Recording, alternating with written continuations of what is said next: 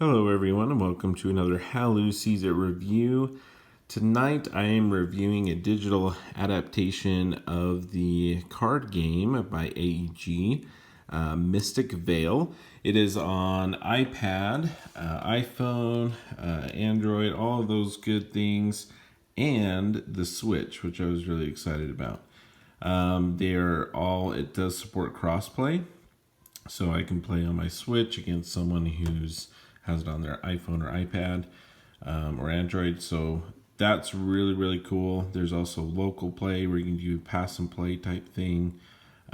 So that's really awesome. Now let's go ahead and get into Mystic Vale here. If you're not familiar with Mystic Vale, Nomad Games here has done a great job with this digital adaptation. It is a deck crafting system, is what they call it. Similar to a deck builder, but instead of adding new cards to your deck, you are actually modifying the cards that are in your beginning deck. And we'll kind of show you what that means. But the interface and everything on here is really clean, really well done. The collection here, so the other cool thing is that when you download the app, it actually comes with one of the expansions already installed as well. So we have Vale of Magic that is included. And really it provides, you can click on it to browse pack here. And it will actually show you what this expansion has in there. This is our rank number 1 advancements, the rank 2s, the rank 3, some really cool stuff. And that's one of the things is you see this digital adaptation here. Everything's really well done, and it's got like the artwork from the game, which is really beautiful. But they've also added some movement to the cards. And they'll just, some of them just kind of have like some shine or shimmer to them. Others actually move around. But they are all really beautiful. They did a really good job with the aesthetics of this, and it's just really cool.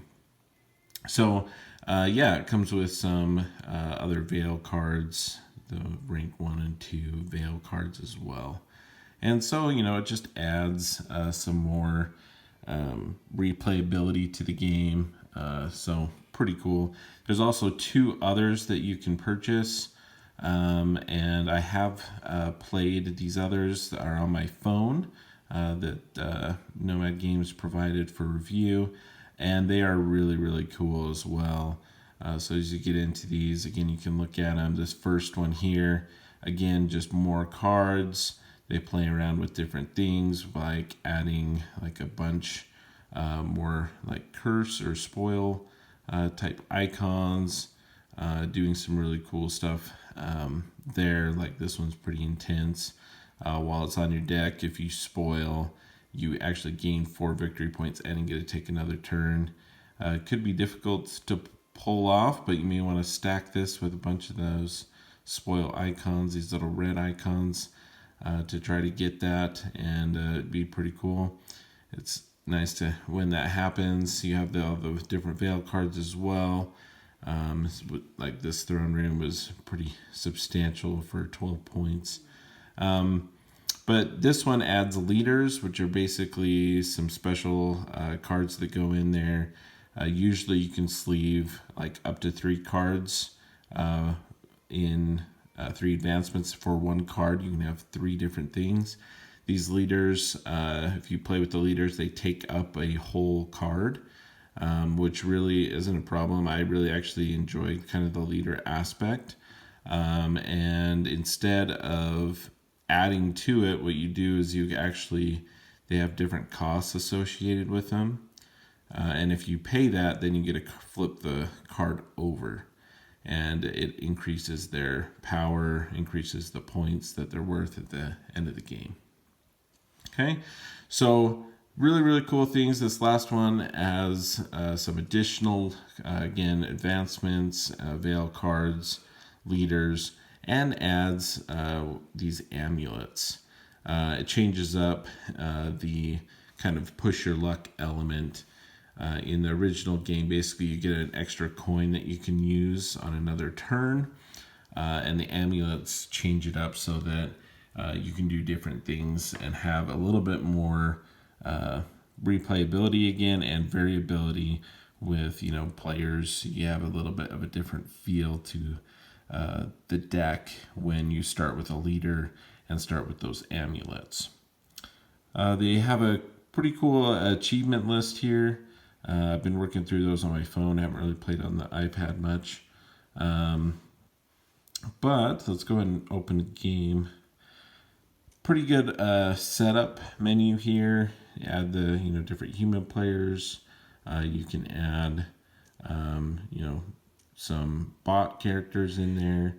You can choose what expansions to play with, if you want to play with one or not. The victory pool size basically is how long the game's going to be when the victory points are taken from there. As soon as they're gone, the game is over. So you can play with half that amount, or you can actually do extended to have the game go longer, which is a nice option as well. And you get in here, the user interface is very well done. Makes sense on how to move the cards around. It kind of shows the computer players and the other players as they do their action. Excuse me. And so in here, basically on your turn, you can push your luck. If you push your luck, what you're doing is basically pulling a card and flipping a card here, but you do not want to get icons, these red icons here. You do not want to go over 3, or else you spoil. Basically, you lose your turn. You can't do anything that turn, and you have to move on. So I can keep pushing as long as I want, or until I spoil. So I actually pushed once here, and this has huge benefits in a digital version of this game for a few reasons. Number one, it keeps track of all of the different icons that you have in your field in this area right here. It will keep track of how many coins or mana that you have to spend this turn, or any of these other kind of icons to get the Vale cards. So that's really, really nice. But the other part of this is there's a lot of shuffling. Like I have this base game, the card game in real life, and it requires a lot of shuffling. And then when you purchase these cards, then you need to sleeve them. So if I want to move on to the next phase, I can click here. And as you can see, the other cool thing is that we'll go ahead and highlight all the cards that are available for me to purchase, that I have enough money to purchase them for. So like these ones, I don't have enough money for. That's why they're not highlighted. But I can go ahead and I can see, click on them, get a better view.